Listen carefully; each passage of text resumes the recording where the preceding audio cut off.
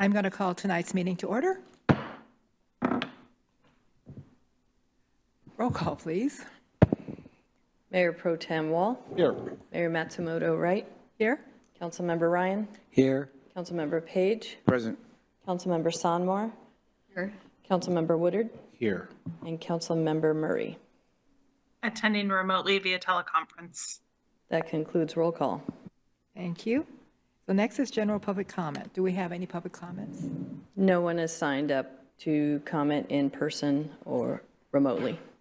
Okay, thank you.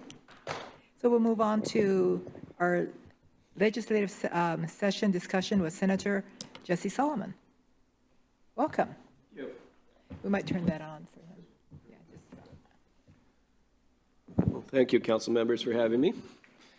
I think this is going to be pretty informal, so please feel free to interrupt, tell me I'm talking too long, whatever.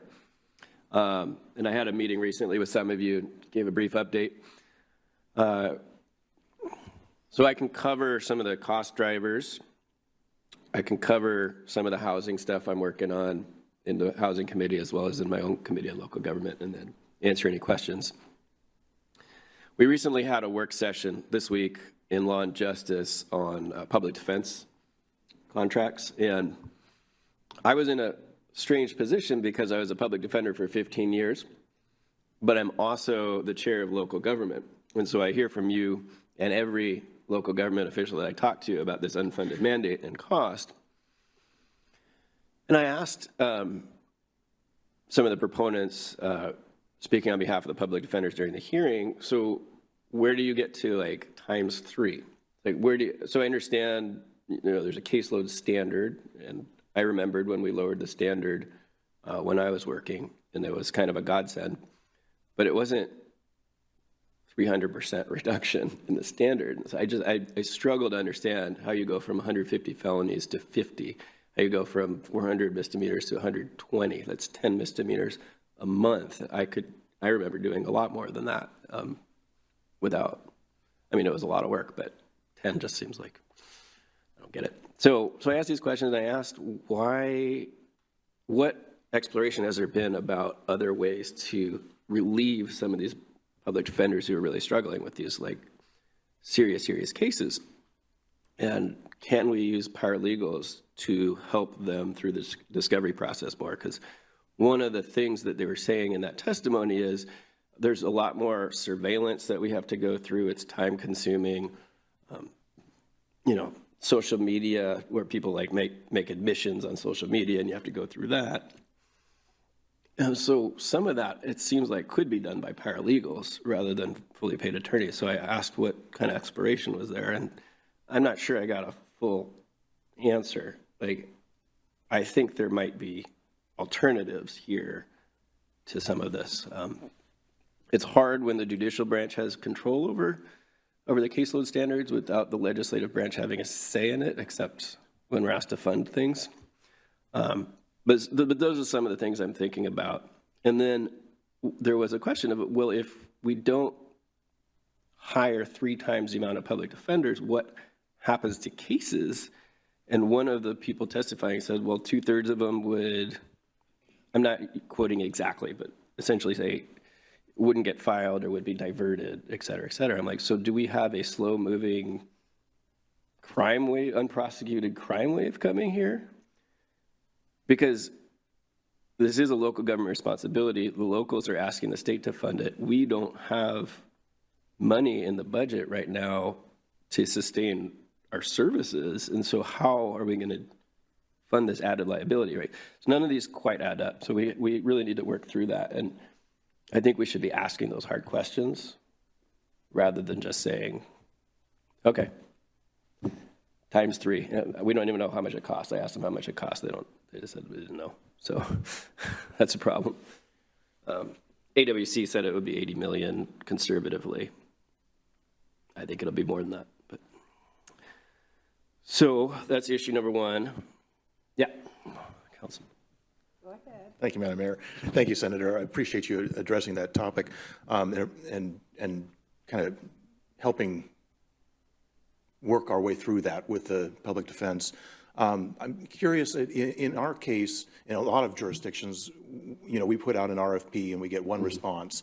How do we work through the process working with our current contractor for public defense or trying to get additional responses to RFPs or negotiating in the contract when we're negotiating with various, whatever responses we get to kind of address the, like paralegals or other issues and working through trying to lower the costs?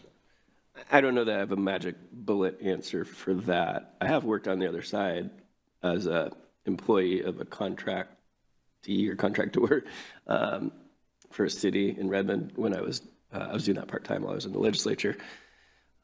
And so I also seen it from that side, from the applicant side. But I wasn't doing the actual administration of hiring and overseeing the budget. But obviously you could raise the budget amount that you're offering.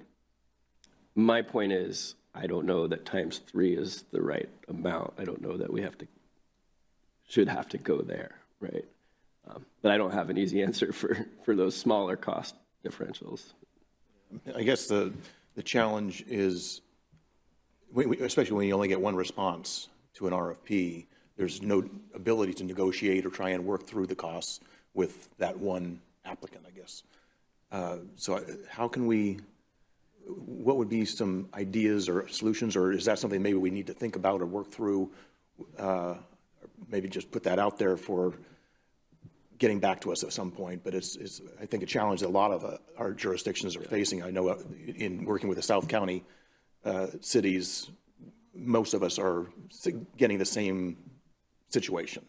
Yeah, I don't know that I have a direct answer other than, the market works on supply and demand. You might have to increase your cost here to attract more applicants, but all I'm saying is I don't know that 3 times the cost is something that is necessary. I think the challenge there is, we have raised our costs, but we're basically being told by our public defenders that you either need to increase the costs or we're walking. Mm-hmm. And so we increased the costs, and then we had to go, for a short period of time, and then we went to an RFP to see if we could get any additional proposals, and we got just the same one that's been serving us, at an additional cost beyond what we negotiated previously. So I have an idea and a wonder, and it's not going to solve the problem next year. But when I was in school, in law school, we had loan forgiveness for people who went into public service, and after 10 or 12 years, I was able to get some loan forgiveness that way. I don't know. The legislature, before I was there, increased the costs of attending the University of Washington School of Law, which is the only public funded law school in the state. So I don't know that the loan forgiveness stuff still works with, the liabilities that a student takes on. And so I think there's a question of whether we are diverting people who would like to go into public service into private law practice.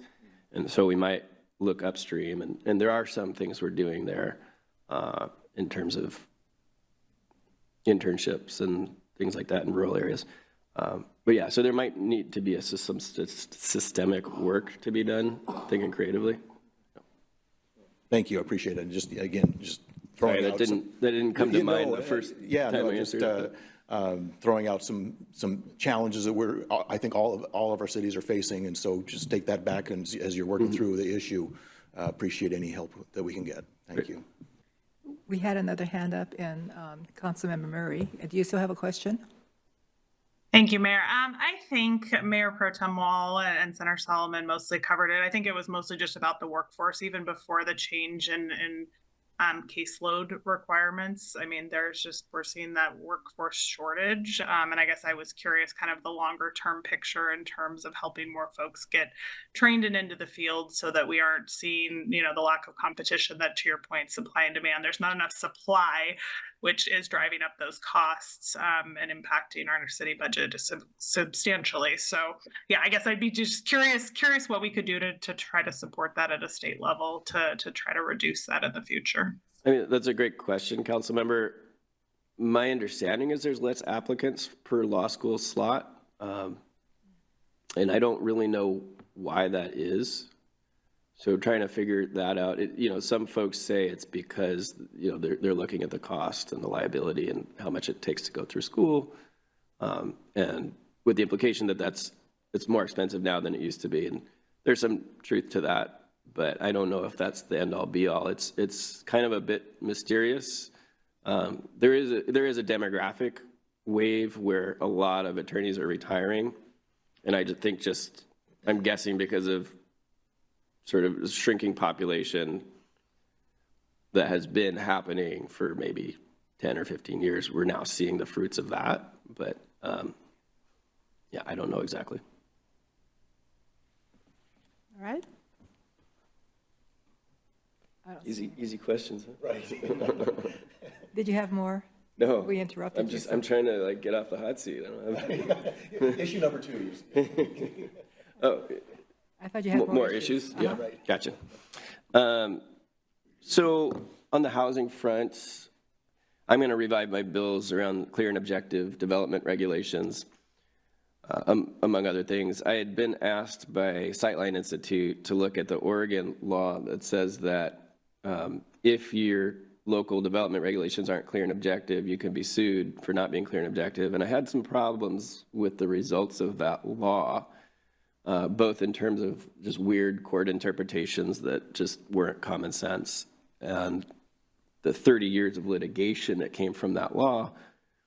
But I was thinking there's something positive here, and I tried to figure out how to move forward. And I decided that adding a model code that cities could rely on, so that if the Department of Commerce would publish a model code that says, well, here's an example or several examples of what clear and objective regulations look like, then giving the city the option to either adopt that exactly or some derivative thereof, which would functionally shield them from lawsuits. I was like, well, that's more fair, right? We are having a housing crisis. I think it's established that there's a lot of red tape that we need to remove. I don't think that's a partisan question anymore. But I'm trying to figure out a way to do it while respecting the functions of local government. And so I think that's the key. It made it all the way through the Senate, through the House, to the House floor last year, but failed to get a vote. So we'll see how that goes this year. There's a lot of fiscal issues that make it uncertain. I recently held a work session with my Senate Local Government Committee that I chair, and we focused on childcare siting, and we focused on frontage improvements.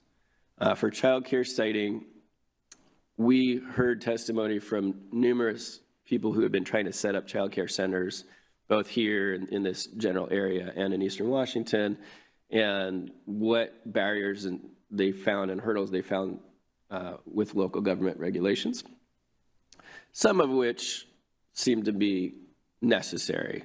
There was a woman trying to start a childcare center on a residential property, and that property shared a well with 2 neighbors, and it was she would have had to make it a commercial well, and they had to sign off on it, and I think they were reluctant. That's a tough one, because of water regulations, it made sense in my mind to have those restrictions. But then, there are others that maybe don't make so much sense. So I'm going to be working with the Department of Children, Youth, and Families to collect some data, because they'll certify a child care center as safe, and then there's also local regulations on top of that. And so my question is, how much of that is duplication versus not? Now, it's certainly possible that because as a local regulator, your area, the physical environment, the dangers we're seeing, flood risk, that DCYF might not know about. So I'm not just going in with a wrecking ball here. I don't have a bill yet, but I'm sort of digging into this, and I want to see if we can get to the bottom of it, because lack of childcare spaces is an affordability issue. Affordability is a crisis, and so we need to get to the bottom of it. So I'm happy to work with you all on it.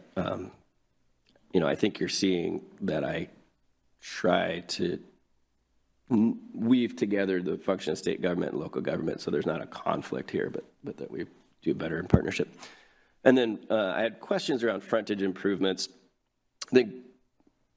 I don't know how many, but I think a lot of local jurisdictions require that when you're on a residential street and you want to add housing, like add middle housing, you need to build like 1/8 of a sidewalk, 1/8 of a block of sidewalk, which the theory is eventually, it'll get fully built out. But I think the reality is that people look at that and say, I'm not a major developer. I just want to have my grandmother live here in a accessory dwelling unit, and I can't afford $100,000 for the sidewalk, and so I'm not going to do it. And so we don't build the housing. We walk away from it. And so what are we leaving on the table in terms of smaller unit affordable housing? By just having this policy out there in the ether, I think we're leaving a lot on the table. And so we need to modernize our regulations. And, this can be done different ways. You can say, well, on an arterial, we're not removing these regulations. We're going to require it, or a place like a transit-oriented development place, but maybe on a residential street, we don't need it, or something thereof. So again, I'm looking at this, I'm noodling on it, I'm getting smart people to look at it. I don't know what the bill language will look like. I don't know if there'll be a bill, but I want to start this process of sort of crowdsourcing ideas. So I think it's deserving of focus. We've changed the zoning laws, so we've increased the ability to put housing in a lot of places. But that doesn't necessarily achieve the end result. This is like peeling layers of onion, and there's one thing after another. And so, but the end goal is to just have more affordable housing. That's about it. We don't have much money this session. It's going to be really hard. So I'm making no promises. We're not asking for money for special projects out of the operating budget. I think there's some room in capital, but we'll see. Anyone have any questions, comments? Changing policy is not giving out money, so. Right. There's regulatory stuff that we can still work on. Oh, did you have your hand up? Okay. Mayor Pro Tem Wall? Thank you, Madam Mayor. Yeah, I was just going to say thank you. Thank you for your work. Didn't mean to put you on the hot seat. No, I'm just throwing some sorry. information out. I've been on ideas hotter out. seats. Yeah, right. But no, do appreciate, all the work you're doing on whether it's public defense or housing or childcare issues. And we talked about for our audience and for those of you that don't know, we did meet with the senator. Was it last week or a couple of weeks ago, whenever it was, sometime in the last few weeks, to talk about our legislative agenda and our capital ask for our library, as well as we talked about public housing, our public defenders, which the senator was responding to, I think, some of our challenges there, the increasing costs of insurance, and housing and some of the other issues that we've all been facing and working through, and look forward to working with you during the next legislative session. So thank you for your work. I'm excited, and it'll be a tough session, so it'll be great when it's all over. Okay. Did someone have their hand up? Okay. Councilmember Woodard. Thank you, Mayor. Firstly, let me say I apologize. I didn't even see you sitting there, which I think is evidence of your humility, that you could sit in a room quietly and folks didn't even see you. So thank you for taking time to be here. I hope anyone who's watching this recording recognizes the time that's given here is super valuable. So again, just thank you for even just coming to hear what we have to say. That said, I kind of wanted to not get you on the hot seat, but instead get some holiday cheer, a different route to go, which is to say, I mean, let's be clear, we got a pretty tenuous relationship right now, government-wise, when we leave the state of Washington, but I would like to think, my time down in Olympia, you all seem to be getting along, bipartisan, if you will. So question to you, if you will, heading back into session, is there any bipartisan activity that you're looking forward to picking up in the new session, which again, I'm just looking for the hope, not necessarily the... No, I totally, yeah. I'm on your vibe. And I'll say that I really do think we work better together in Washington State, bipartisan speaking, than in the federal government. especially maybe more so on the Senate side, but because we're so small, we really focus on developing relationships and getting to know individuals. And you'll find, there's variation in terms of policy preferences, individual to individual, and it doesn't always break down by party. And that comes through in the Senate a bit more. Most of our bills that we pass are bipartisan and sort of not terribly controversial. Like some of the more controversial ones, like raising taxes, that stuff can be straight party line vote. And that, that's going to happen, right? There is a role for the majority to pass big things, and that's okay. I just try to temper that with maintaining relationships. And I think that's mostly successful in the Senate. Excellent. Thank you. Appreciate that. All right, anyone else? Okay, well, thank you so much, Senator. All right, thank you. Really appreciate it. Same by. All right. I think I'll stick around a little bit to hear the next critical areas update stuff. And so, All right, you're see y'all. welcome to stay. Thank you. Okay, so next is our review of the ordinance adopting the critical areas update with our senior planner, Sarah Pitzel.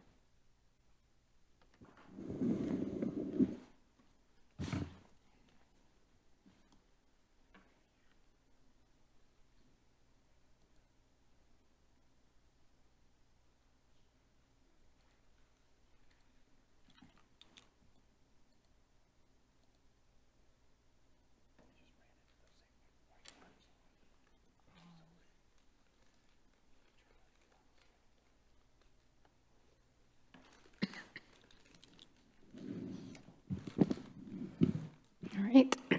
Good evening, everyone. I'm Sarah Pizzo, the senior planner, and I will be going over our critical area ordinance update work.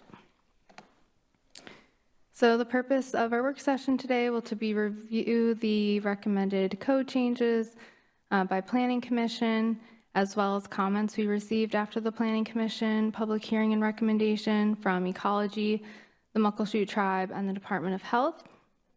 And then provide the Planning Commission and staff recommendations and next steps, and have time for City Council discussion.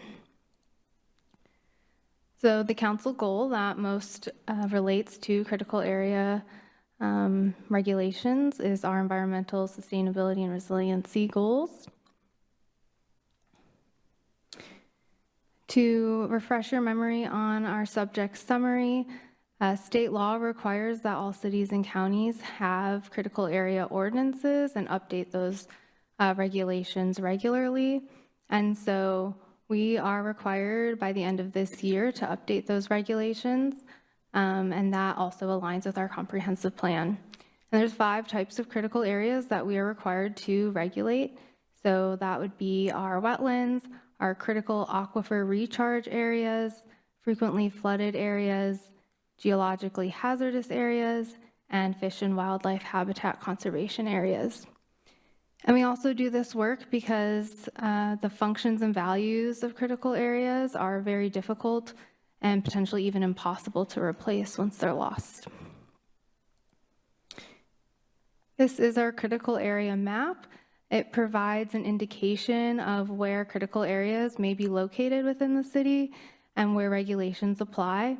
It's not the end-all be-all, but it gives us a good idea of where we need to be concerned with our critical area regulations in the city. And then I just wanted to provide a note on our update process. So just under a year ago, the city worked with Facet, a consultant, to help us with our best available science review, provide a gap analysis, so where our code has gaps with the best available science, and then provide recommendations to help shape our updated code.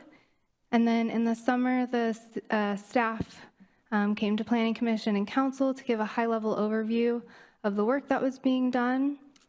At National Night Out, staff engaged with the community on this update process, and we, of course, did our standard noticing requirements for SEPA and public hearings.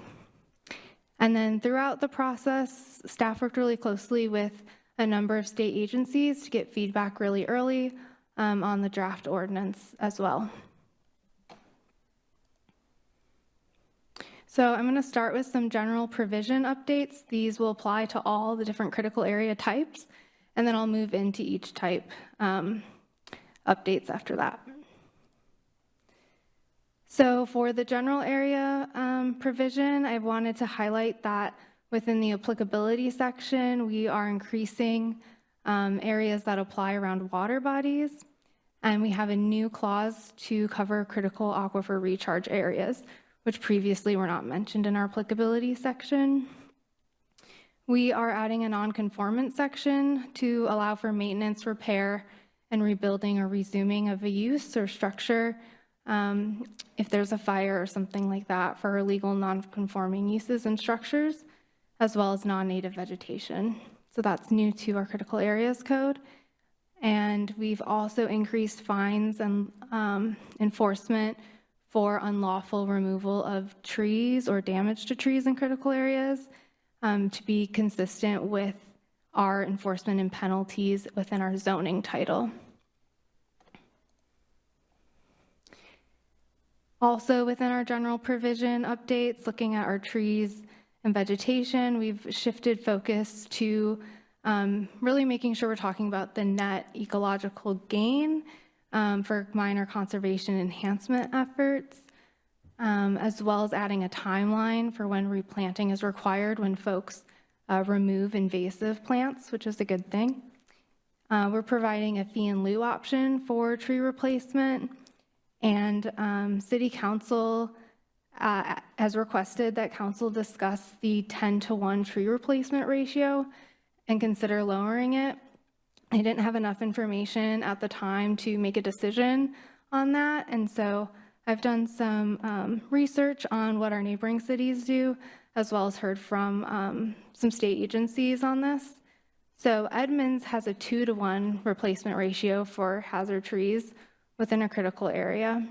Shoreline has a 1-to-1 replacement for smaller trees up to 6 inches in diameter breast height. And then 3 inches beyond that, an additional tree has to be replaced. Shoreline also requires or doesn't require replacement if it's a residential or commercial mixed-use zone. And then Linwood didn't have any specific critical area tree replacement requirements. I think it just defers to their general tree replacement requirements, which is also based on size of the tree. The Department of Fish and Wildlife didn't have a broad sweeping recommendation for tree replacement. They did say they use a 3-to-1 ratio for certain types of projects, and then they have ratios for the Oregon white oak priority habitat, but we don't have that tree or habitat in Mountlake Terrace, so that's not directly applicable, but those ratios range from 1 to 10. And then Department of Ecology has guidance specific to wetlands of a 2-to-1 ratio for younger trees and 4-to-1 for mature old growth trees. So staff is recommending to lower the ratio to align with really kind of all of these cities and jurisdictions or agencies that I was able to talk to, but most closely kind of mirroring ecology with a 2-to-1 ratio for smaller trees and 4-to-1 for larger trees. And that cutoff in the inch diameter is based on how we define a significant and a non-significant tree within a critical area. Updates to wetlands. So, well, I guess I'll ask if it would be helpful to discuss kind of as we go where we're looking for feedback, or if we want to wait till the end. Did you want to wait? Do we have any questions for this section? Yeah, if that's, okay, great. Okay. So next will be our updates to the wetland-specific section. This is a map showing where we believe there are wetlands within the city and their buffers. Updates to the buffer widths for wetlands only include increases for our low habitat scoring wetlands with standard buffers. So increasing those by 25 or 20 feet. And then also requiring an increase where there are slopes, and not allowing for any buffer reductions because that's not supported by the best available science or ecology guidance. I will note that after Planning Commission public hearing, ecology had a comment that actually 50-foot buffers for the Category 4 wetlands for standard buffers was actually in line with the current guidance, and the not applicable was older guidance. And so staff is recommending that we go back to 50 feet, which is actually what is currently adopted. So essentially not changing that one. Other wetland standards that our Planning Commission recommends is requiring buffers to be vegetated with native plants or widened, adding specific standards to match ecology guidance to support the implementation, essentially having conditions that wetlands must meet for the minimum buffers within that table.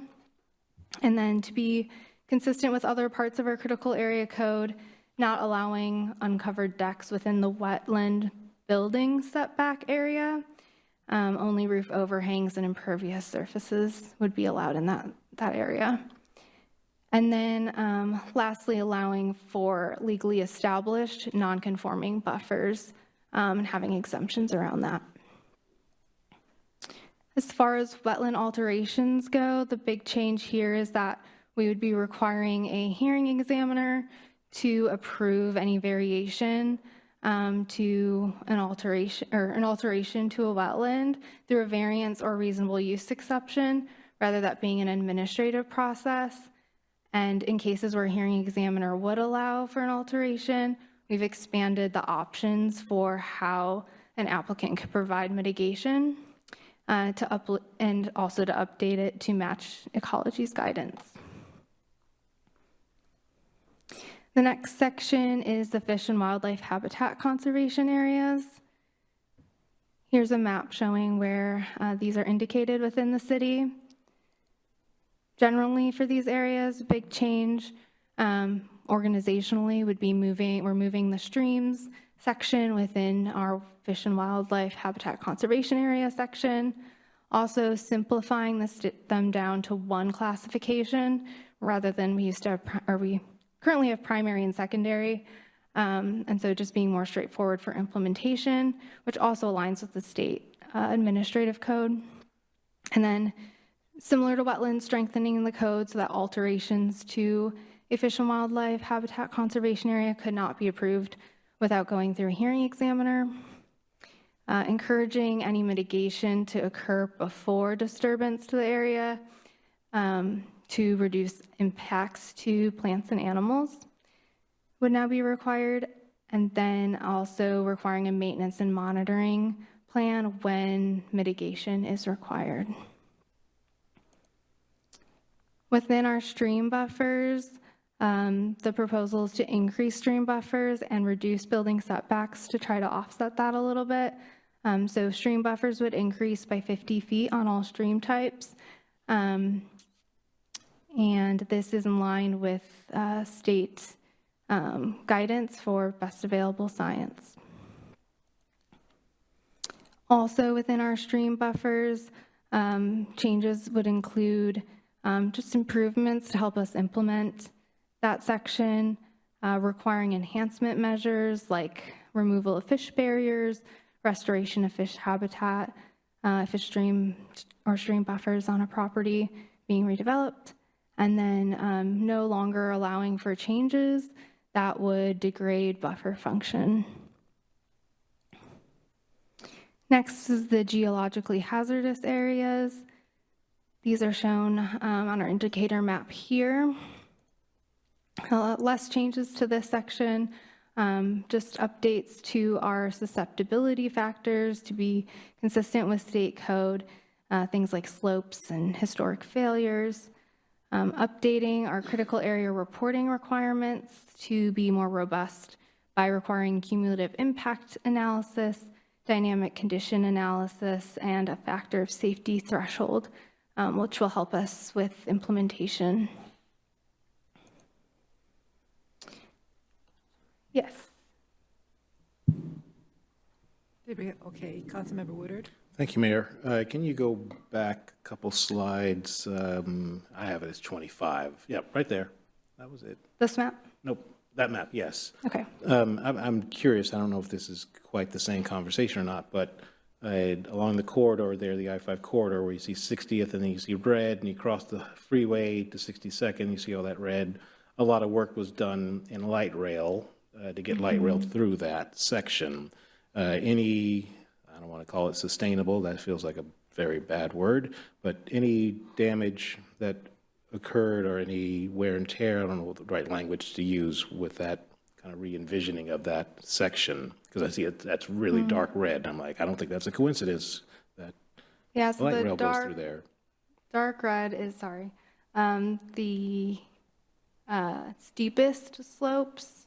I believe there are still a lot of steep slopes adjacent to I-5, so can't really speak to the Sound Transit project, although they would have gone through environmental review before anything was approved or work was done, so. Okay. Fair enough. Yeah.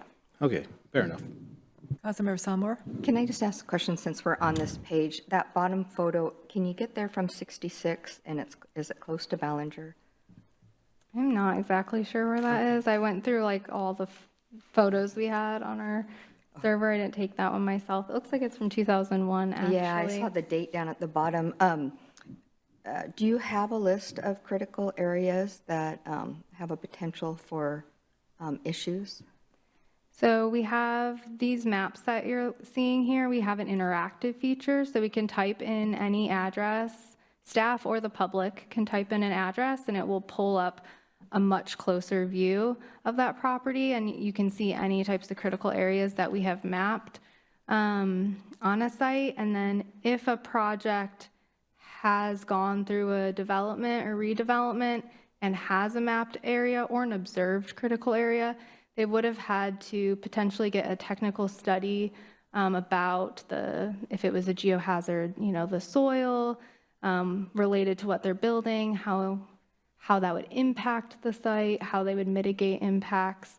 And so if we were looking at a specific site, we could see if any study has been done or where it's located on the map. And it does look like it has a little bit of red, so I'm glad you told me that. It was just an area that had been concerned for a while.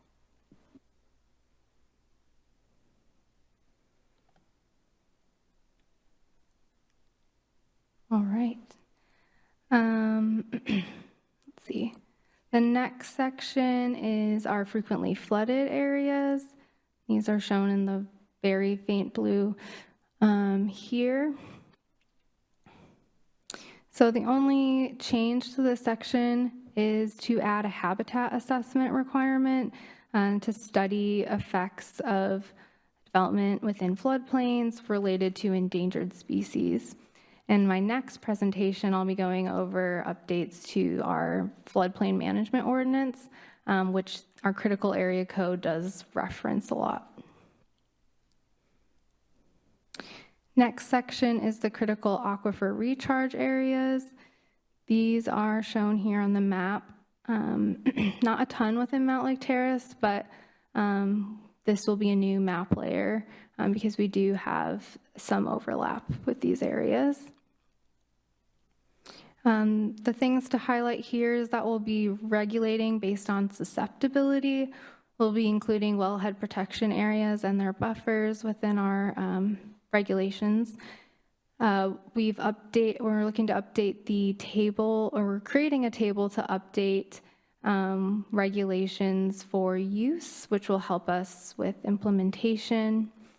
Also updating the type of qualified professional that's required to study a CARA to a hydrogeologist as opposed to just a geologist.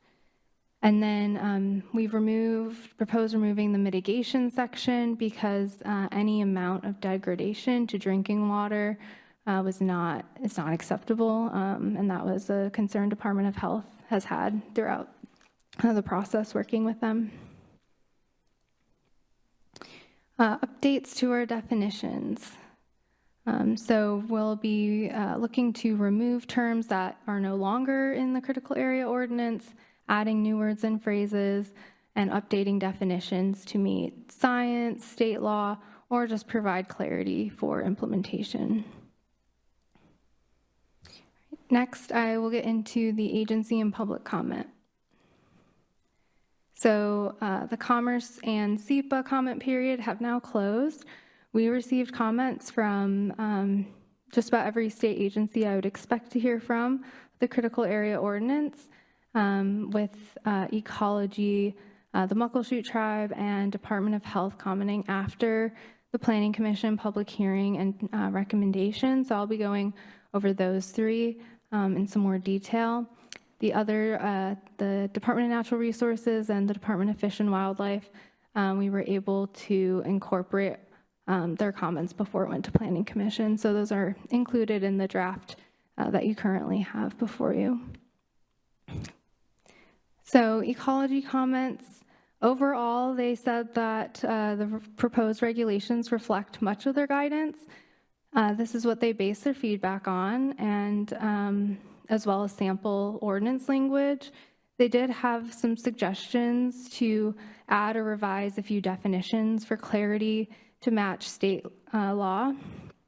There was slight reorganization of some code sections just to kind of improve the kind of implementation and structure, and then some minor changes, again, for implementation.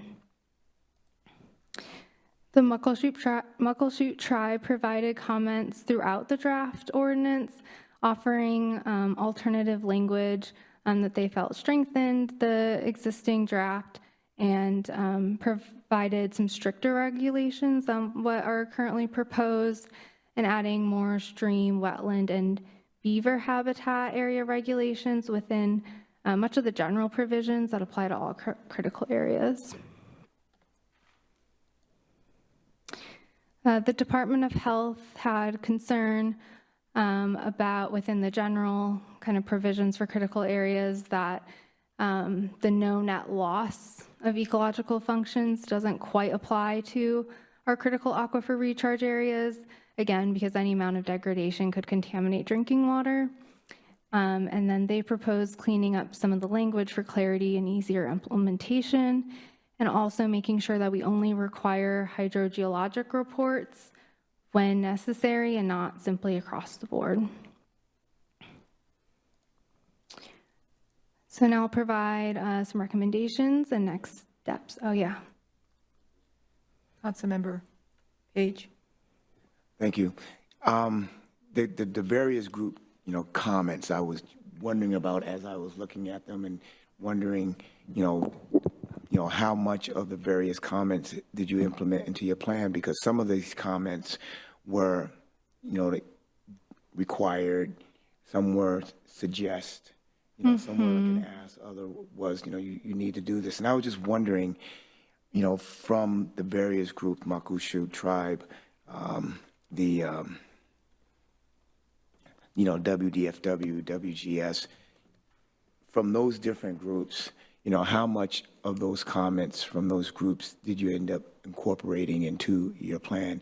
I know that they're all important, and they all have their concern, and I know they all want you to do the right thing, as we want to do the right thing. But I was just wondering just how much from their comments, from just a brief or a generalization, how much from each of these different groups did you take the most from, get the most from, and incorporate into the program? Yeah, so, well, the last three, Ecology, Muckleshoot, and Department of Health, I didn't receive the comments in time to put them in the draft before it went to Planning Commission, and I wanted you all to have the Planning Commission recommended draft, so I would be seeking council direction tonight to make any changes to that draft based on these three comments. And when I get into my recommendation section, I will have some guidance for you all on what I think we should consider for updating the draft. So that's kind of where those three are at. And then the Department of Natural Resources and Fish and Wildlife, I did receive those comments before Planning Commission. So anything that was kind of requirement or in line with their guidance or in a sample ordinance language was incorporated into the draft that Planning Commission recommended.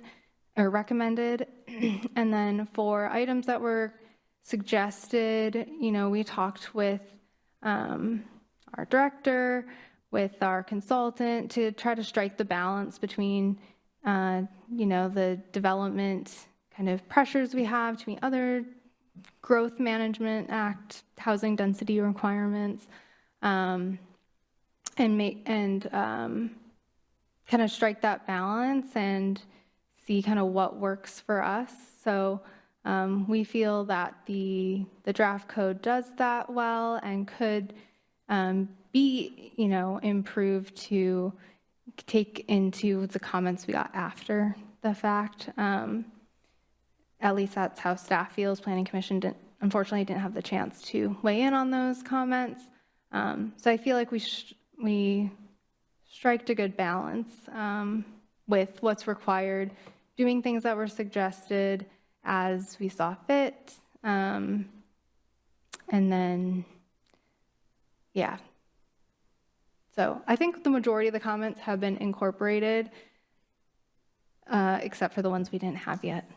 And the reason why I asked that question, again, going through all these different ones, it just seems, I get from a non-technical person like myself, it just seemed as if the Muckleshoot tribe put a lot of time and energy and thought into responding more than the rest of them, and I just wondered, just how much, excuse me, of what they had to say, is going to be incorporated, and or, when we're done, what's the follow-up, if any, to these groups that I'm guessing we made the decision to send information to, for feedback, to discuss with them what we chose to do versus what we didn't choose to do. And as far as relationships, Right.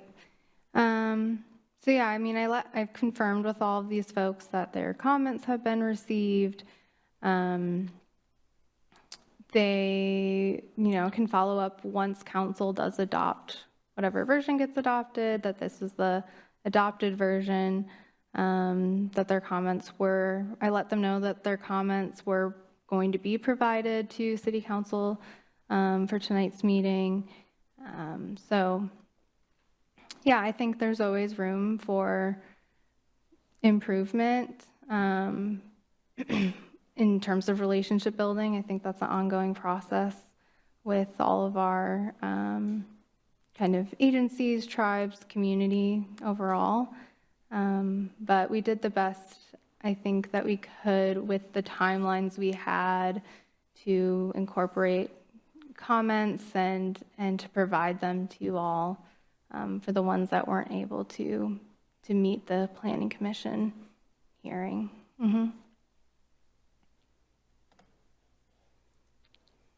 Which is a great segue into the recommendations and next steps. So Planning Commission recommended approval for the critical area ordinance update. And then staff has some recommendations to kind of adjust that draft before the council public hearing. So the first one would be to lower the tree replacement ratio as I presented earlier and is detailed in the staff report. Update the draft to reflect all of Department of Ecology's comments as detailed in the staff report. And then we're looking for direction from council to incorporate Muckleshoot Tribe draft edits as council sees fit. Staff found that most of the suggestions are covered kind of effectively through existing proposed code language, or language presented some challenges for implementation, or suggestions went above and beyond our Growth Management Act requirements and the best available science that was published by state agencies. And then kind of similar for Department of Health in terms of the general provisions, a lot of the language suggested or comments are staff felt effectively covered through existing and proposed language. But the suggestions they had specific to the critical aquifer recharge areas staff would recommend making those changes. And all of that is detailed in the staff report as well. And of course, providing direction as council sees fit. So our next steps are to receive any direction you have regarding the draft code based on the Planning Commission's recommendation and the comments we received thereafter. The public hearing is scheduled for next week, and following the public hearing, council is scheduled to vote on the updated regulations. And now we have time for more discussion and questions and direction. Thank you. Councilmember Sonmore? Great, thank you. I'm gonna take these off. So I'm just going to start out by saying our city's only 4 square miles. GMA is forcing us to grow, and we're getting mandates from the state that we have to grow. So now is the time to ensure critical areas must be protected. Over the years, being here so long, I've seen a lot of areas change, and I'll give you one specific, so maybe we can use it as a measurement. But once those critical areas are gone, they're gone, and they're not going to come back. And so I'm just going to, I have a whole list of possible changes, and it's kind of you might think it's a long list, but I'll go through some of it. So just looking at what Muckleshoot has said, so they wanted to add protective revisions focused on habitat protection, stream, wetland buffers, aquifer recharge protection area, and the application of the best available science. So there was a question about why are we, and some of these, I'll just state that you don't have to answer them now. I know we're going to talk about them next time, but, and some of them, I'm sure you probably can't remember off the top of your head, so I'm not going to pressure you to give me an answer, but I'll just tell you what some of them are. Why are we only using the minimum state standards for best available science? And for years, we've been hearing that best available science isn't always the best available science, so that was one question. And some of the key points were the Exhibit A, that Muckleshoot reviewed it, and they said there is insufficient to maintain long-term habitat functionality. So I just would like to do a comparison on that. And then the other one would be increased buffer with fish-bearing and non-fish-bearing streams. And the example I was going to get, actually, a friend of mine lives over by our new development where the school was, where we have all the new apartments, and down by Light Rail on Van Rye Boulevard. And he sent the city many pictures, and he has grown up in this area, so he's been in the area for many, many years. And he sent pictures of the setbacks down there. And he took these photos of actually a stream, and the city did get back to him, and they said it was not a stream, except he'd been here like over 50 years, and he'd been taking pictures of it. And he never kind of felt like he got the right answer, because the city at the time was saying that that was just the water flow that was coming down the hill in different areas. But he took the pictures before and after. And so what I'm saying, it would be really nice if we could go down there and compare some of his pictures and the pictures that the city took after this development's gone on. Because a lot of times council, we vote on something, but we don't really look at the risk and what's really happened to that environment.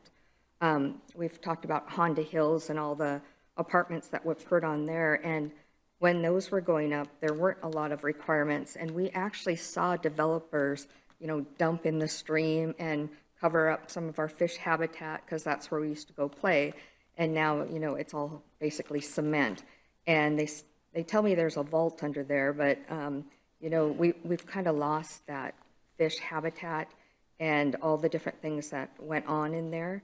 And so I'm just asking for maybe a comparison and maybe a field trip for our council to look at some of what has happened over the years with what we've approved with critical areas and stormwater, and the flood zone that we're going to talk about next. And the next one would be the wetlands, additional triggers for wetlands location within drainage basins. This is extremely important to salmon recovery areas. And the next one would be aquifer, and I can give you a list, but these are just some of the things that brought up when trying to do a comparison. So the aquifer on prohibit or restrict hazardous material storage, underground tanks, and high-risk uses in critical categories, and then possibly adding language to reinforcing precautionary principles where uncertainty exists, especially with underground watering. And the next one would be an accumulative impact assessment, and this could require a watershed so to protect the salmon as well. And then I just have just a couple more. And then when it comes to best available science, if we're not going to move it up at all into a higher category, we could possibly look at clarifying when a BAS or BAS, whatever you want to call it, and development pressures conflict, the city must give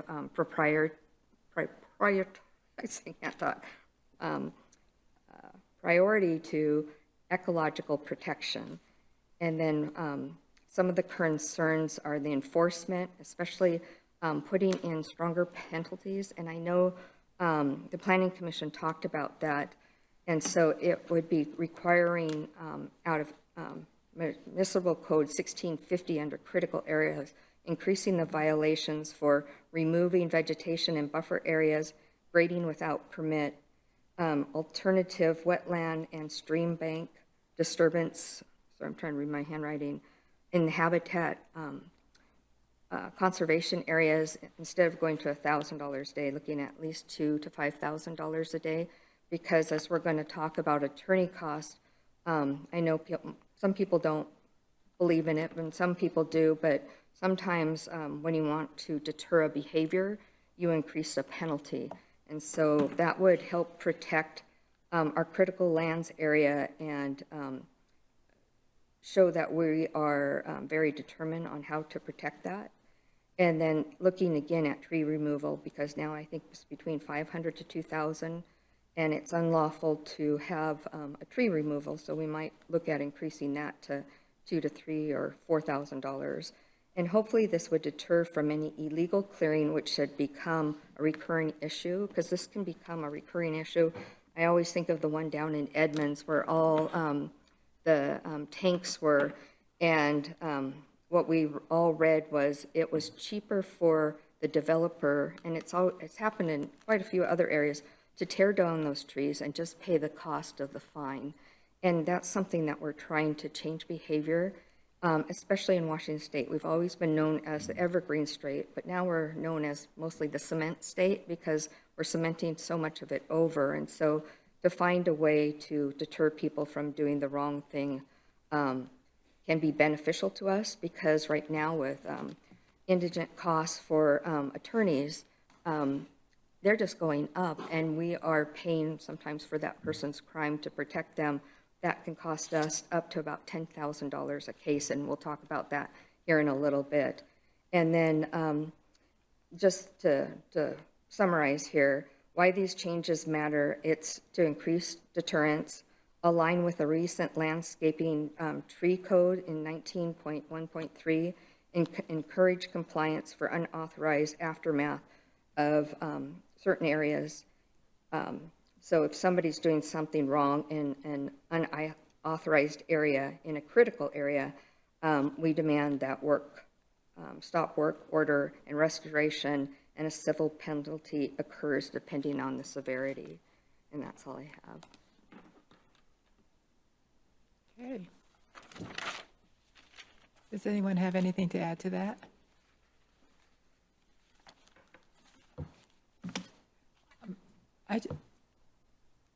I just wanted to know how we got 10-1 on the trees to begin with. I'm not sure. And you have any others, Mayor Pro Tem Wall? Yeah, thank you, Madam Mayor. First of all, I just want to thank you for all the work that's gone into this over the last year. We've had a number of years in a row where we've had a lot of heavy lifts from CED, and appreciate all the work that you're doing. And this is the latest in the crew that needs to be adopted this year, I believe, right? By the end of this year.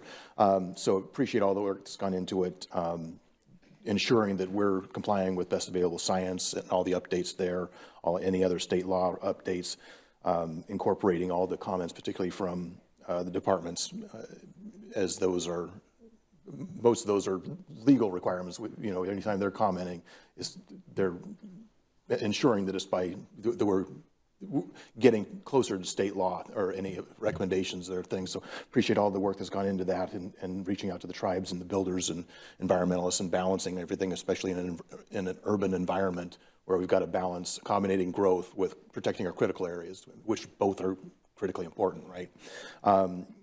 Agree with your recommendations, especially on the tree replacement and wetland buffers, but I was curious on the as Councilmember Sonmore points out, I am curious how many, what is the difference between our tree code recommendations on everything versus what we're recommending here? And I agree with Councilmember Sonmore that it seems that it is appropriate to be more forceful, I guess, if you will, on protecting our critical areas.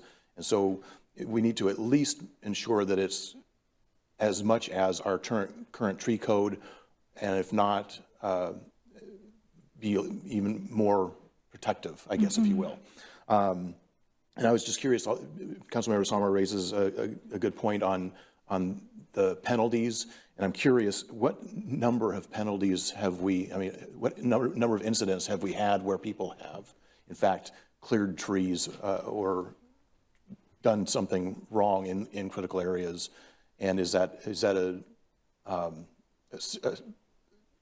serious issue that we need to be aware of? And if so, and if we are seeing a lot of people doing it, then maybe we do need to increase penalties. But if it's not an issue, then maybe it's not as much of a concern. But it doesn't mean that it's not valid to consider higher penalties. So anyway, appreciate all the work that's gone into it again, and support certainly the staff recommendations. Do look forward to further discussion on some of these other issues. Thank you. Councilmember Salmore? You just reminded me of a question. I just was going to ask on page 22, I know you explained it, but can you help me remember? It's about the wetland buffer widths. And on number 4 for wetland category, it says 50 and then it's crossed out for NA. And I thought I heard you say that nothing had changed, but I didn't know why the 50 was there and it was moved. It says underneath in the green ecology wetland guidance update for April 25th for category 4, wetland to have a standard buffer of 50, but then it's crossed out. And then the staff recommends the existing requirement for 50 and 4, but in number 4, it's crossed out. Yeah, so I can clarify that, and then a few of the questions you had. So the 50 is crossed out here because staff was following, it turned out to be outdated, I think, guidance for this one. And so staff was originally recommending that 50 is crossed off and it's not applicable. But after Planning Commission had their public hearing, made the recommendation, we got formal comments from ecology that said, no, it's actually supposed to be 50. We have updated guidance from April 2025. So if we reject this change, it will be 50, which is what we currently have in our code. So staff should have never recommended changing that, but I did not realize I was not following the latest guidance. And so ecology caught that when they were reviewing the draft and said, no, that should stay 50. So the NA just means really no action, no change. It will just keeps maintaining at 50. The NA meant it's not going to be 50, it's going to be 0, essentially, not applicable. But ecology said, no, that's not following our guidance, it needs to be 50. So the reason it's being presented this way is because this is what the Planning Commission saw and recommended for approval, because Planning Commission didn't have knowledge of what ecology's comment was. But now that staff has seen ecology's comments, I'm recommending that council say, don't go to NA, leave it 50. That's what the current code says. Absolutely, thank you. And then to respond to the enforcement and penalties for trees, the code currently has fines of $1,000 per non-significant tree, which is that under 8-inch diameter breast height, and $3,000 per significant tree, so anything over 8 inches in diameter breast height, which was severely lower than our recently updated landscape code. And so the proposal that was put before Planning Commission and recommended by Planning Commission is to have that match our landscape code. So that's increasing the fines to $1,500 per inch of diameter breast height for a non-significant tree and $3,000 per inch of diameter breast height for a significant tree. And if we don't have the data of or if we don't have the tree in front of us or remaining parts of the tree and can't get that, then we would have to base it off of the remaining stump or based on evidence of where the tree was. We would have like an arborist try to determine what the size of that tree was. And if we still, or they still can't figure it out, it would just be $10,000 per tree illegally removed. So I would say that we are increasing our enforcement and penalties to at least the threshold that we have across the city now. And in terms of concerns, I would say that when developers coming in to do a project, like a major project, they're required to do a pre-application. And so they would get information at that point of what all the different permits they would need. And so if they are within a critical area or we believe them to be, they would have to do that type of review. If they applied for, let's say, a site development plan application and we saw they were in a critical area and they didn't apply for that permit type, then we would say, you know, your site development cannot be approved until you've applied for your critical area. So I think kind of the, how do I say this? Like the larger impact type projects are not really getting away with not doing critical area requirements. I think we more so see this if like a residential property owner just doesn't know about our critical area regulations and they remove a tree. So that could happen, but the code doesn't say we have to go in with a heavy kind of enforcement and penalties. We can kind of assess the situation, determine if we want to do that or if we want to, you know, require them to mitigate the impact that they would have had. And so we always try to work with people first, especially in situations like that where people don't really know any better. And so it kind of depends situationally, but that's kind of how I would address a few of those questions. Mm-hmm. Well, we have a question up there with Councilmember Murray. Thank you, Mayor, and thank you, Sarah. I appreciate the presentation and all of the work. And I think most of my questions actually have gotten answered as part of the discussion, so I appreciate the good questions from colleagues as well. I did have one question around in looking at the staff recommendation summary, and in number 3, you use the word most. Staff found that most of the suggestions had already been covered, et cetera. I guess, can you speak to maybe what staff didn't feel had been covered in other places that maybe is not currently reflected in the plan as far as recommendations that were made by the tribe that weren't covered elsewhere, or staff thought maybe should be reviewed? Sure. So one example I can think of is critical area reports have a 5-year lifespan. So if someone is considering doing something on their property and they are in a critical area, they would get a report. And we would say that the results of that report are good for 5 years. One of the Muckleshoot tribe's recommendations was to make that 3 years. So that's one that I'd say isn't exactly covered because that's a smaller timeline. But we the requirement to do the report is still there. They're just saying that it should be reevaluated sooner. And so I didn't want to say that they're completely covered because I think there were some things that would be a difference. And if you want more details around that, I could bring that next time. But overwhelmingly, it felt like the way we would implement the code, we are covering the concerns. But there were a few things that, 3 years is different than 5 years, and so that's not exactly the same. So just going to put the general language there to cover a few of those types of things. No, I appreciate I was gonna say it was helpful because it was clear to me that there was additional, so I appreciate that example.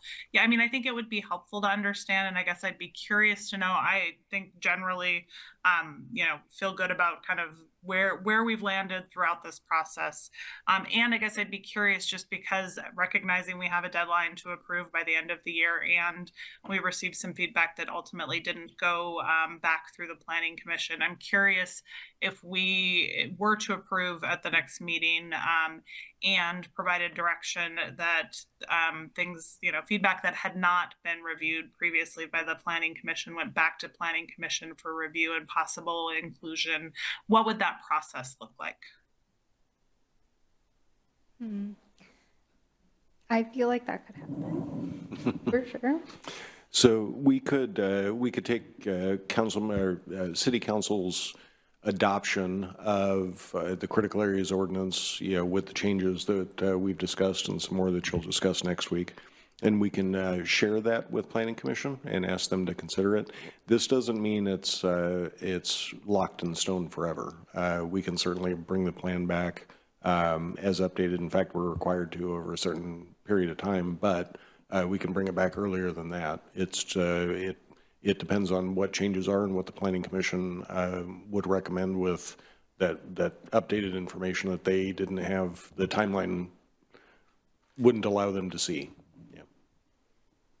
Right. So I was gonna say, and I think that's my question. I guess I wouldn't want to lose that feedback. I think it's important that they have the opportunity to review that and weigh in. And if they do have other recommendations on what they would have incorporated, that doesn't get lost somewhere and us not reviewing again until kind of the next given check-in point on it. So if council were to give direction around that, we could do that more quickly, I guess is my question, than waiting until our next update process. Yes, that's accurate. Okay, great. Thank you. Councilmember Salomon? I just have one question and then just a comment. When you say you work with people that don't follow the rules or take down a tree, I guess I could understand that more for our neighbors, but the builders, since they're probably experienced builders, is there one over the other, or is it across the board that offends? I think residents sometimes don't know that they have a critical area, and so we'll get a call from someone in the community, or an inspector will see work happening or something like that, and I'll be like, oh, trees are being taken down. Is that okay? And so planners would look at our critical area indicator map and maybe visit the site or ask the person, do you see standing water? Do you see habitat area? And so, or, staff, of course, would investigate and, kind of move accordingly depending on if there is a critical area or we think there is, and if taking down that tree is going to have an impact and maybe needs to be replaced. So I would say we more so see it with people who just aren't aware that they're in a critical area or have a regulation, because I think a lot of the big developers have to go through other processes with the city to get approval that they wouldn't be able to get to that point because staff would see, oh, you are in a critical area, or looks like there's a critical area on your site. We need to at least do an assessment of some type. So I think more common, the offenders, if you want to say, or just people who don't know, because the big developers have to go through other permits and processes, so they get caught kind of along the way before they're doing something like that. So it sounds like you mostly work with our residents a lot on that.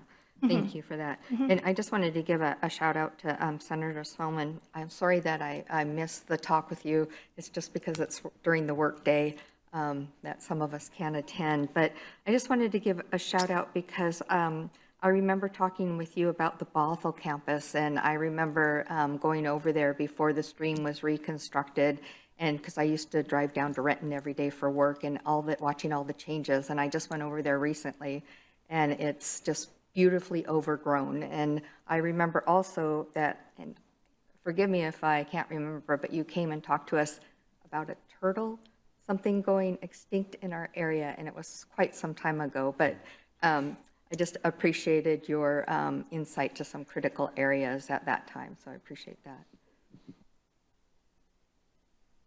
All right, anyone else? Okay, thank you.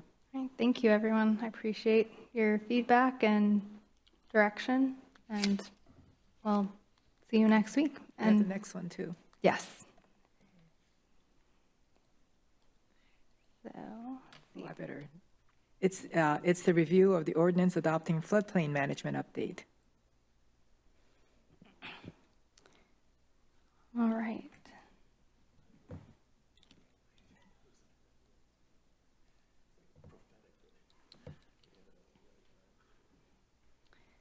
So next, I will be going over floodplain management ordinance update. Similar to last presentation, the purpose will be to review the code updates recommended by Planning Commission, provide next steps, and have opportunity for council direction or discussion.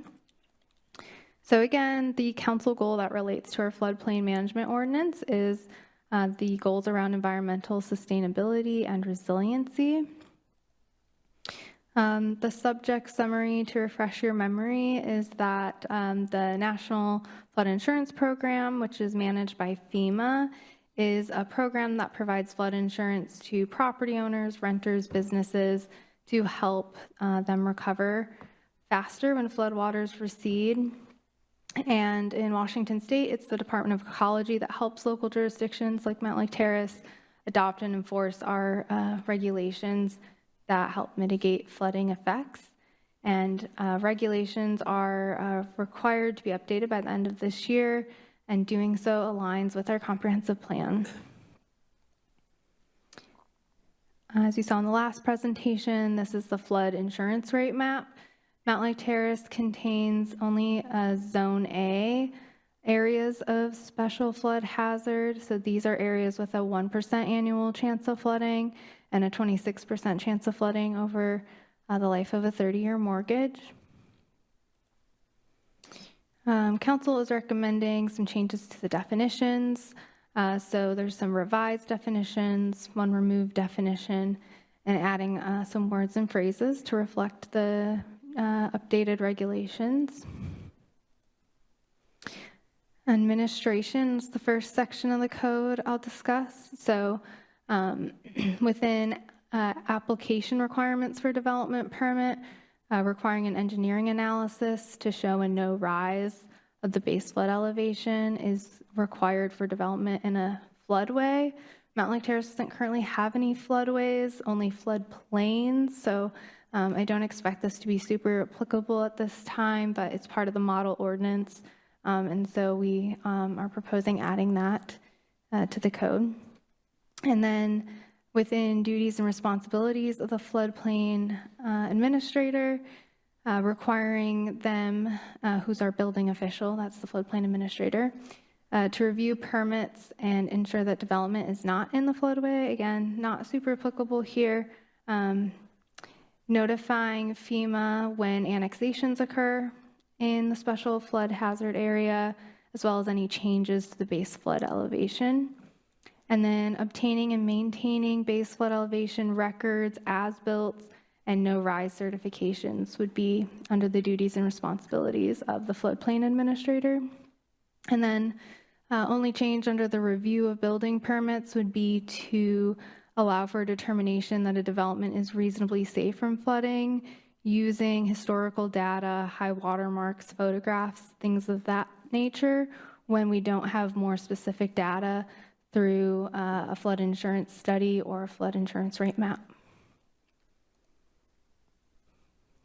All right, next is with changes within the construction provisions for flood hazard reductions. So for utilities, not allowing water wells on high ground that is not, or sorry, water wells need to be on high ground and not in the floodway. And then for subdivisions and development proposals, any subdivisions more than 50 lots or 5 acres, whichever is less, would need to include base elevation, flood elevation as part of their application information that they provide. When it comes to residential construction and the base flood elevation has been determined, these regulations would require that new construction and substantial improvement would have the lowest floor elevated 1 foot above the base flood elevation, including the basement, and any mechanical equipment or utilities would have to be waterproofed or elevated at least 1 foot above the base flood elevation. For non-residential construction, if the base flood elevation can't be obtained, the lowest floor of any building would have to be 2 feet higher than the adjacent grade. Fully enclosed areas would be prohibited unless below the lowest floor, unless they were designed in a way that would allow the entry and exit of floodwaters. Alternatively, a registered engineer architect could design and certify openings. And if those cannot be met or are not met, the building would have to be structurally flood-proofed. And then insurance premiums are based on rates that are 1 foot below the flood-proof level. And then for all buildings, any enclosed areas below the lowest floor could only be used for parking, vehicles, building access, and storage. Okay, now to discuss the agency and public comment. So the comment period for Commerce and the SEPA have closed. We did not receive any comments. There was a SEPA determination of non-significance, and staff worked really closely with Department of Ecology early on, who provided feedback ahead of any official comment periods. And then similar to our critical areas, staff engaged with the community at National Night Out to talk about our floodplain management ordinance update work. Oops. All right, recommendations and next steps. So Planning Commission recommends approval of the floodplain management ordinance amendments as presented. So next steps would be to provide any direction to staff regarding changes. If desired, staff doesn't have any additional changes that they would recommend.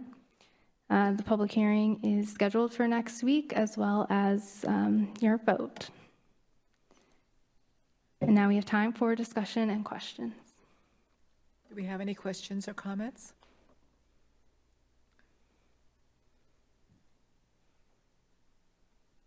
Did you have your hand up too? Thank you, Madam Mayor. Yeah, no, I thought it all looks great. My question was on the base level floodplain development. Is that not existing? Is that something that we're adding that's new this time? We don't already have that? I think that we talk about base flood elevation, but we are adding, let's see. We're talking about like 1 foot above the base flood elevation, requiring that. Right, so that's new? Yes. Okay. Yeah, I can double check. Yeah, I'm just curious. I mean, it makes sense. I mean, you know, and to have utilities, furnaces and things like that above. But I'm just curious if that's, what pieces of that are actually new requirements or a change in our current code. But no problem with it. Thank you.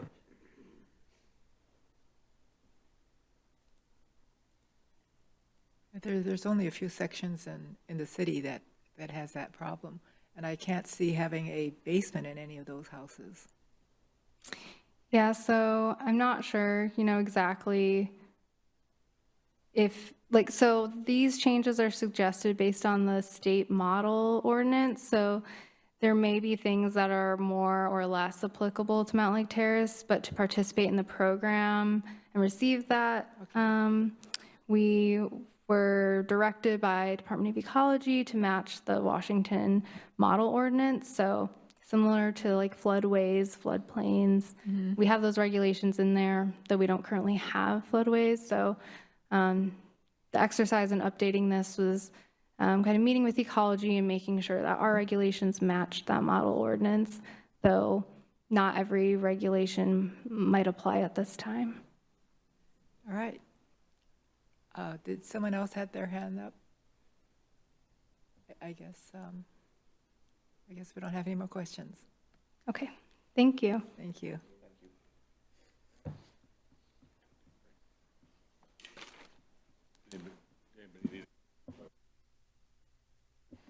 We'll take a 5-minute break and be back at 8:29, 8:30. Let's just make it 8:30. Thank you.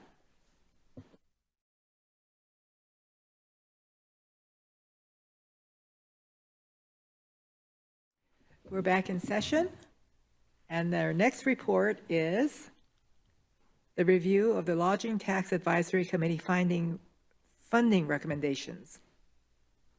And it's not Jeff Betts, it's Andrew Applewick.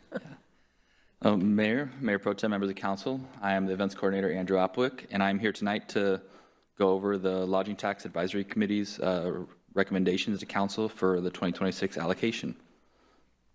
The Lodging Tax Advisory Committee, or LTAC, was appointed by council in December of 2024 and January of 2025 to make recommendations on the allocation of city, hotel, and motel tax funds that we receive through the state. The committee is made of 5 members. 1 member as a council member, Salomon. We have 2 representatives from the businesses who do collect lodging tax, and that is Icon Hospitality, and that's Travis Romine and David Caveros. We have 2 members of organizations that qualify to participate or apply for lodging tax grant funds, and that is Bonnie Mercer and Dale Newman. In 2025, the committee recommended that council approve $50,000 between 4 applicants. Of those 4 applicants, only 2 produced events that still qualified for funding, using $30,000 of the $50,000 that was allocated for 2025. For 2026, the allocation had 4 funding applicants that were received prior to the window closing on October 22nd, 2025. The applicants requested a total of $80,000 for 2026, which is $30,000 over the budgeted amount, and the first review was held on November 13th, 2025 with LTAC. Applications were received for the Friends of the Arts, who submitted a request for $10,000 to help with funds for marketing and operations of the annual Arts of the Terrace Street Art Show, September 18th through 2026. Making Local LLC submitted a request for $30,000 to help fund the marketing and operational expense for WAGFest. That'll be held on September 12th, 2026. Making Local Markets also submitted a request for $20,000 to help fund the marketing and operational expenses for Get Sauced Hot Sauce Festival on August 15th, 2026. And the City of Mountlake Terrace submitted a request for $20,000 to help fund the 3rd of July family celebration. The Lodging Tax Advisory Committee believes that all 4 of the applicants met the criteria to generate overnight stays and/or create an economic or other community benefit, and LTAC recommends the following allocations for 2026. Friends of the Arts be allocated $10,000 for the Arts of the Terrace Juried Art Show. Making Local Markets be allocated $20,000 for WAGFest. Making Local Markets also be allocated $5,000 for Get Sauced Hot Sauce Festival. And the City of Mountlake Terrace be allocated $10,000 for the 3rd of July family celebration. The total allocation of recommendation is $45,000 of the $50,000 budgeted for 2026. Staff recommends that council move to vote on the Lodging Tax Advisory Committee's recommendations for lodging tax funds and authorize the city manager to execute a tourism and promotion agreement with Friends of the Arts making local markets for both events and the City of Mountlake Terrace, and the programs and events for 2026. This can be accomplished by adding these recommendations to the December 18th, 2025 consent agenda. And are there any questions? Any questions on this? Councilmember Salmore?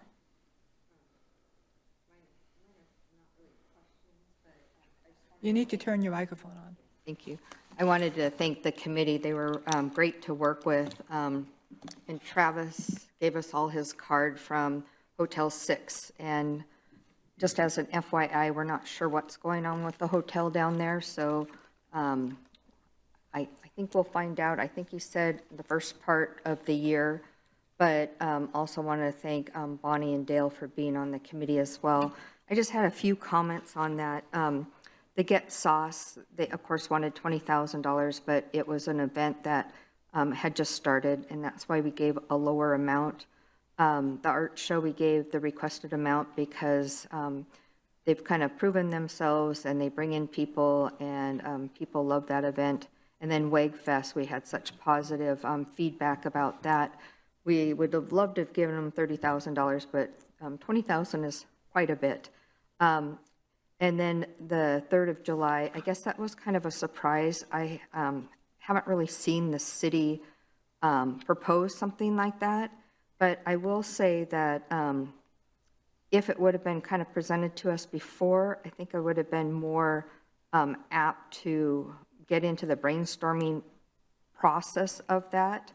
But what I would like to say is maybe we can brainstorm that more, because I know the council wants to do a lot more events and figure out a way to how to pay for them. But my one concern is we've always done $25,000 and we've gone up to $50,000. So our money is going to be depleted faster than normal. So just remember that. We need to look into that. But I just want to follow up with just one comment, and you'll probably be surprised, but there is $5,000 left, and I believe we can go back to the board, and one suggestion would be to use that for the World Cup, because the primary purpose is to get people into the hotel.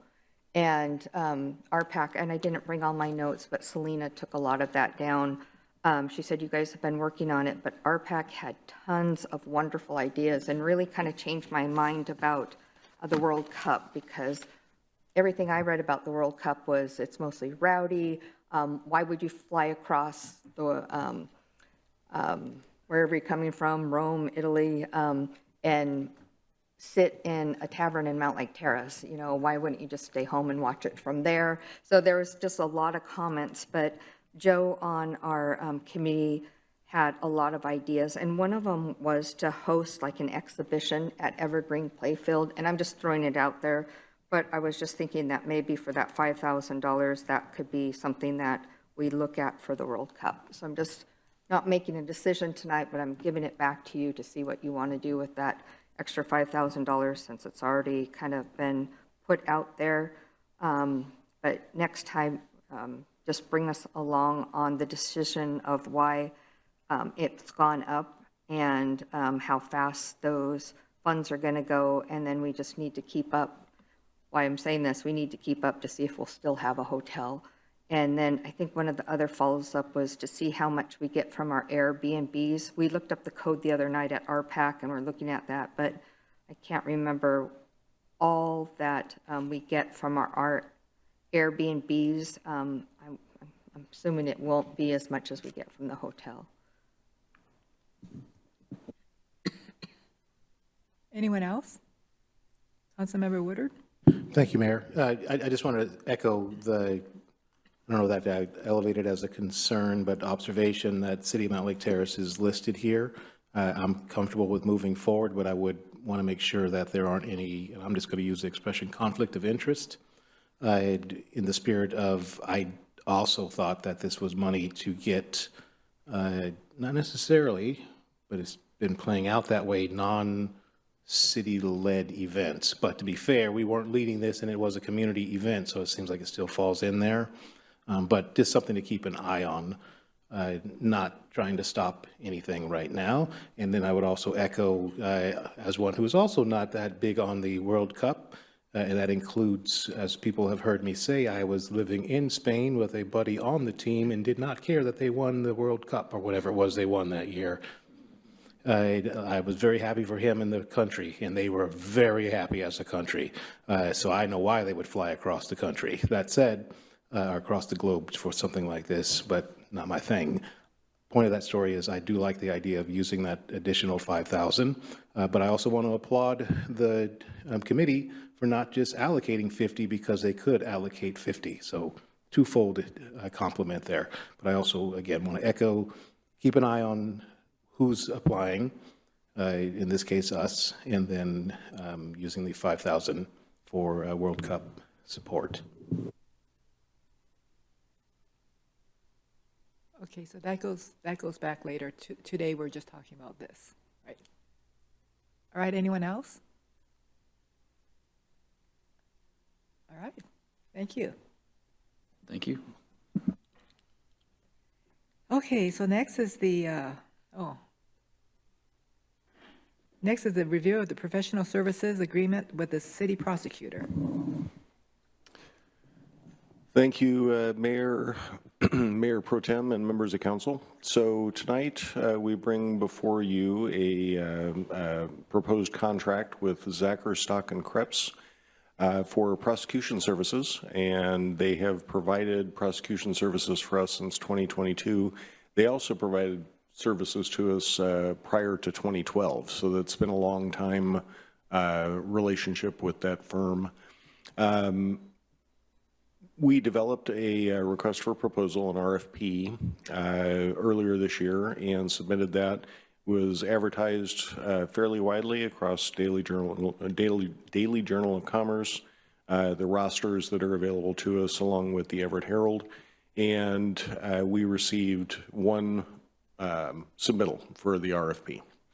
So that submittal, after talking with Zacher, Stock and Krebs, we were able to reduce the amount for the first year. The first year of this proposed contract would be January 1 of 26 through the end of the year, and that cost would be $204,000 for next year.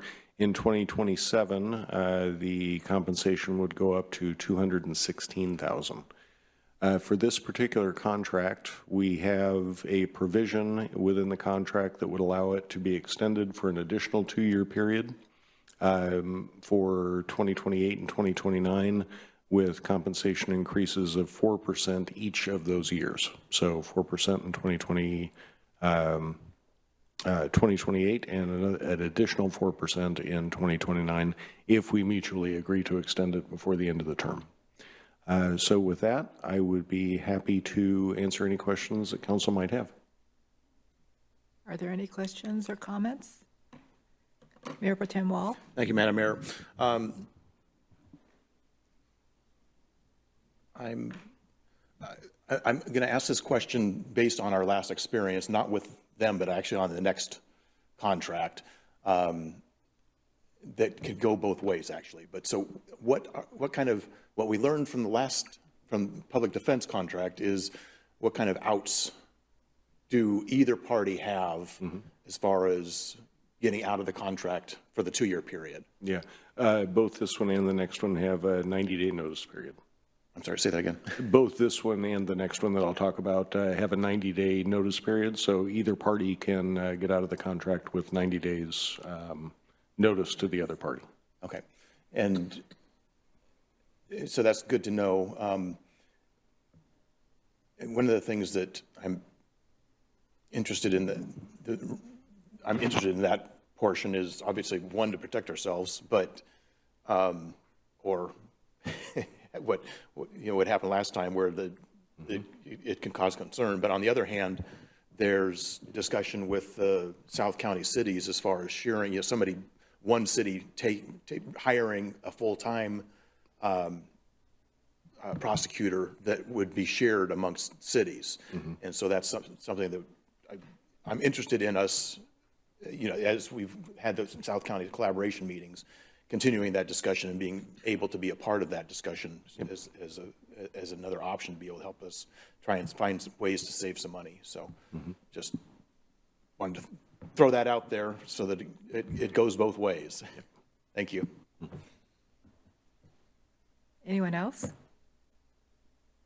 Oh, I should also add that this is proposed for your consent agenda next week. All right. Well, I don't see anyone else, so we can go on to the next one, which is the review of the professional services agreement for the city public defender. Thank you again, Mayor, Mayor Pro Tem, members of council. This contract for public defense services, the city has partnered with Feldman and Lee, who is our current public defender since 2013. And as you all know, earlier this year, the state Supreme Court issued an order enacting significantly reduced caseload standards. Senator Salomon talked about that a little bit at the beginning of our meeting.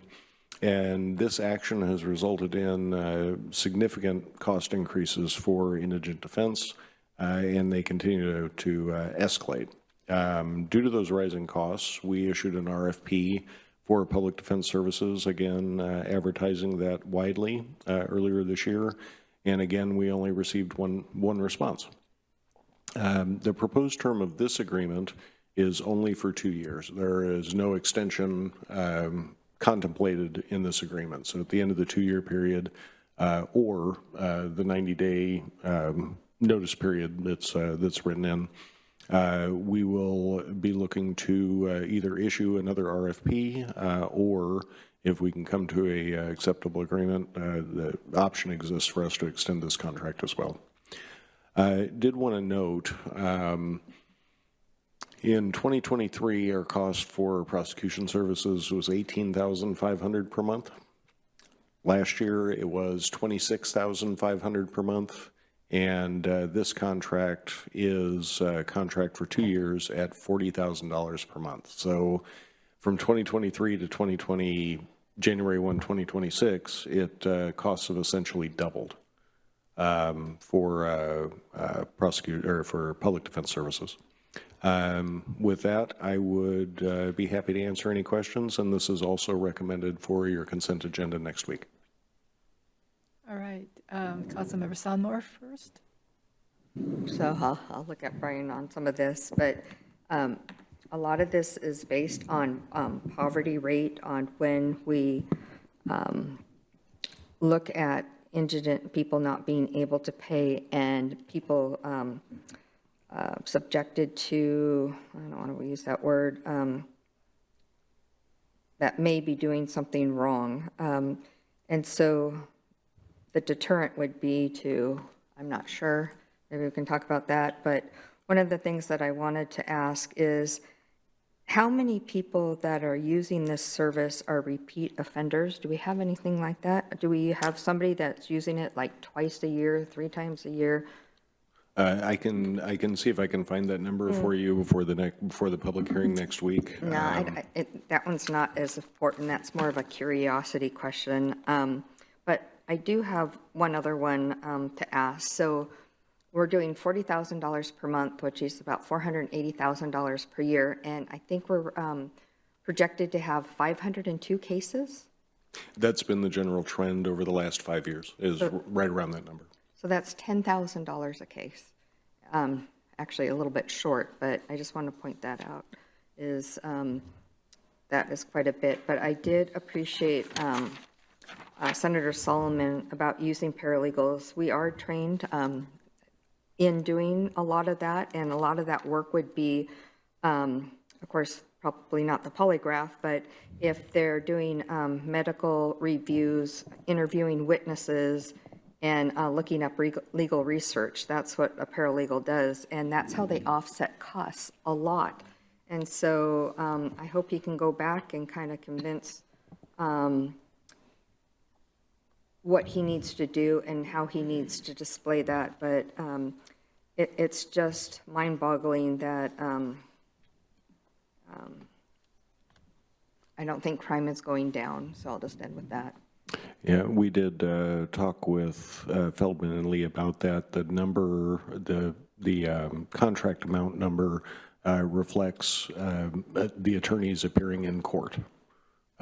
So they do have support team there with paralegals and other professionals in their office, but this is an amount for 2 attorneys to appear in court, given our number of cases. I also want to add that Serke and our finance team have instituted a pretty robust screening criteria for folks that are, to determine whether folks are eligible for these services. And I wanted to follow up with that. So part of that is they look at Medicare, food stamps, annual income after taxes, 125% below poverty level.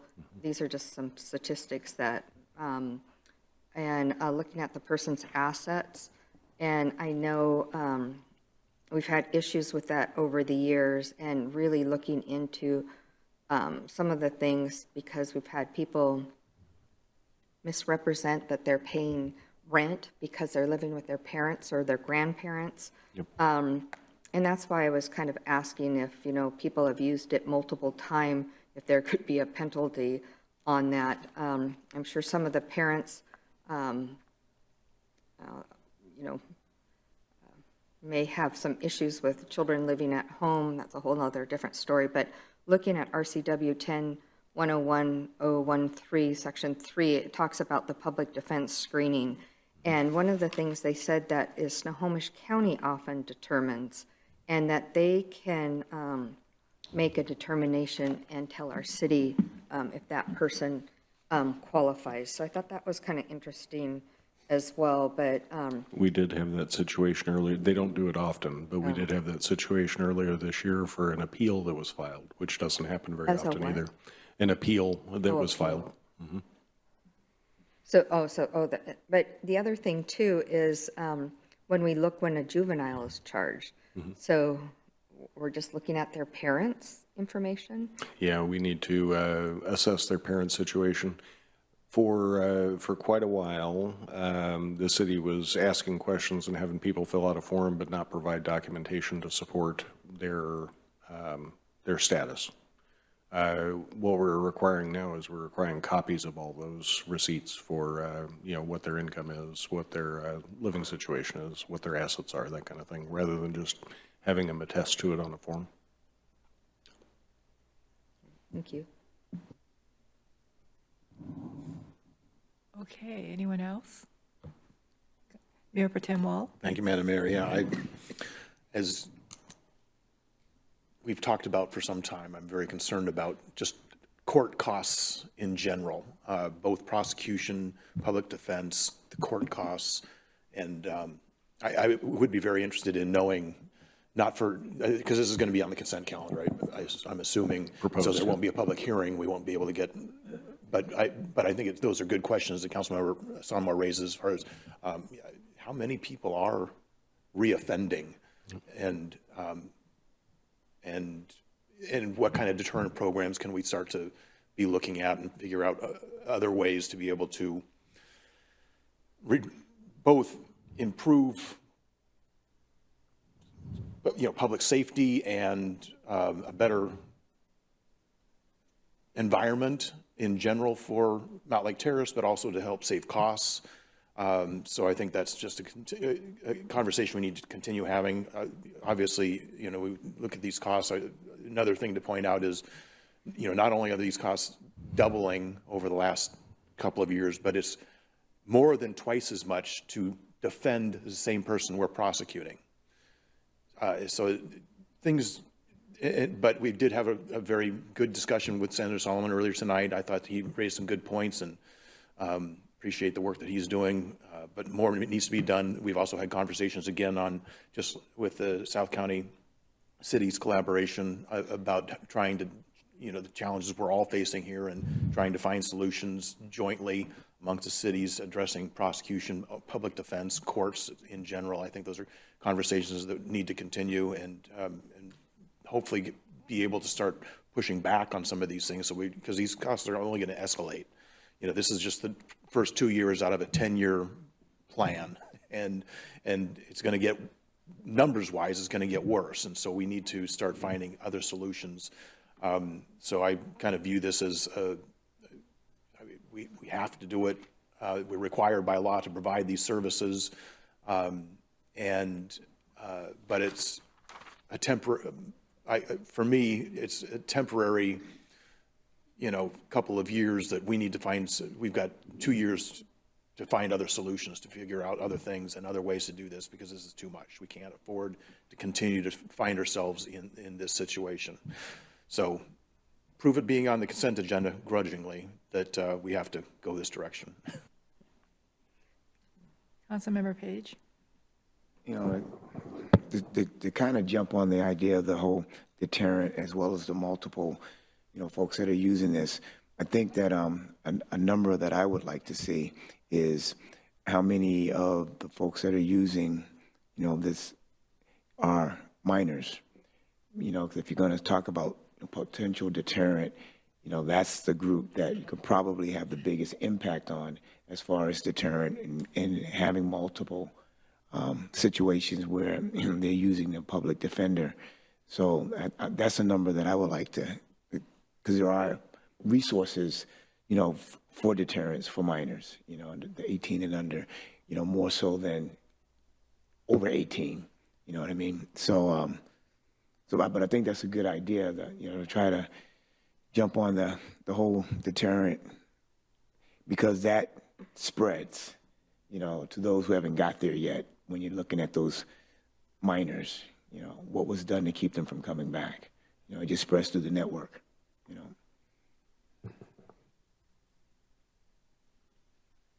Okay. Do you have more? I had one Councilmember comment, Summer? since we were kind of brainstorming on it, is one unintended consequences is having light rail go through the middle of our city, which can add to our crime rate. It's too bad that we can't have them pay for some of the costs that criminals do right outside of the light rail, since they seem to have big, deep pockets.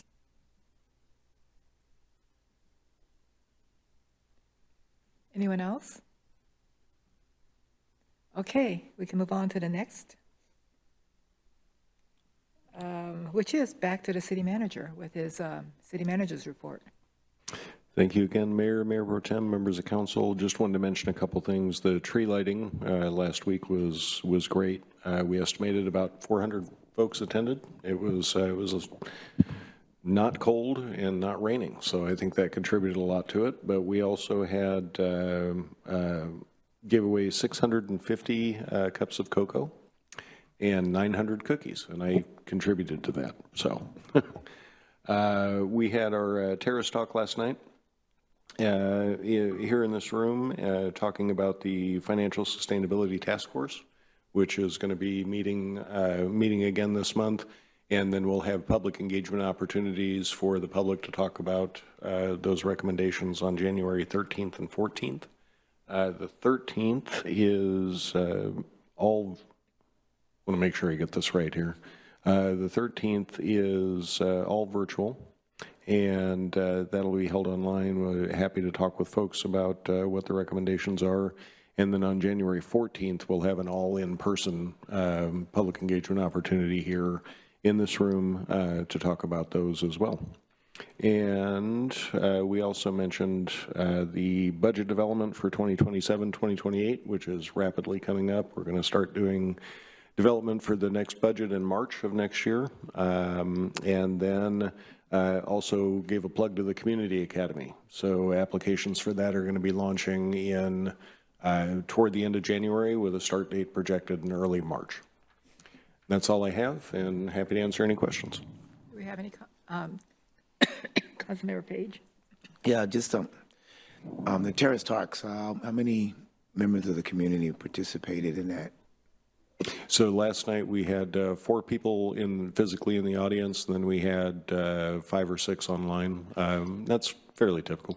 And what are we doing to get the public engaged for the next conversation that we're going to have with the FST, where to get that information out so that they will be involved and really add some input and some questions, for us. Yeah, we're doing pretty robust communications plan all across social media. We mentioned it, I believe, in the quarterly newsletter. But yeah, we're going to start communicating that probably right after the next task force meeting, which is next week. We can get all that nailed down. Okay. We also want to do it pretty heavily first part of January because I don't think a lot of attention is paid over the holidays. Right. So Okay. we want to kind of backload it there. Okay. So we'll move on to the review of the December 18th meeting agenda. Has everyone taken a look at it?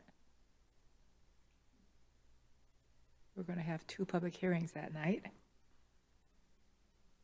All right, so then we'll move on to council comments. Does anyone have any council comments? Looks like we want to get out of here. Okay, so next is adjournment.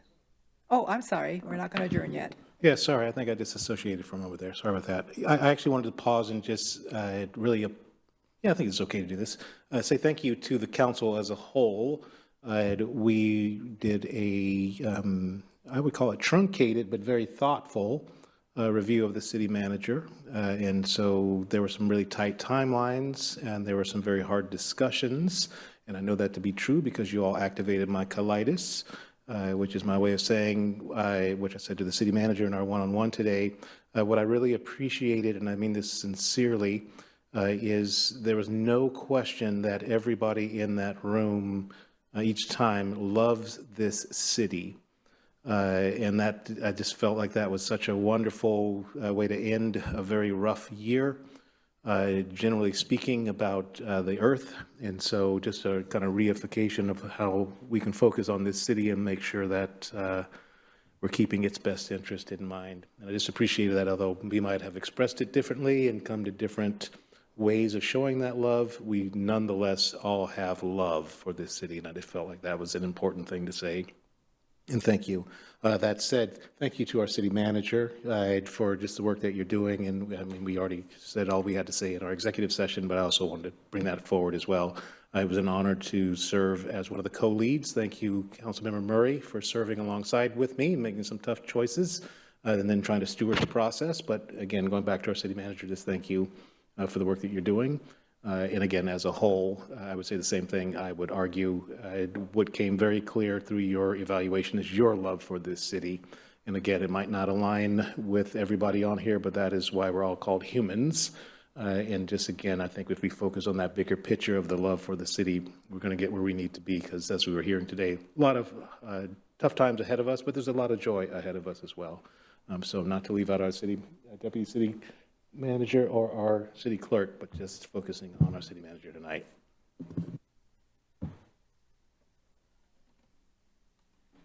All right, anyone else before I adjourn? Okay, we're adjourned.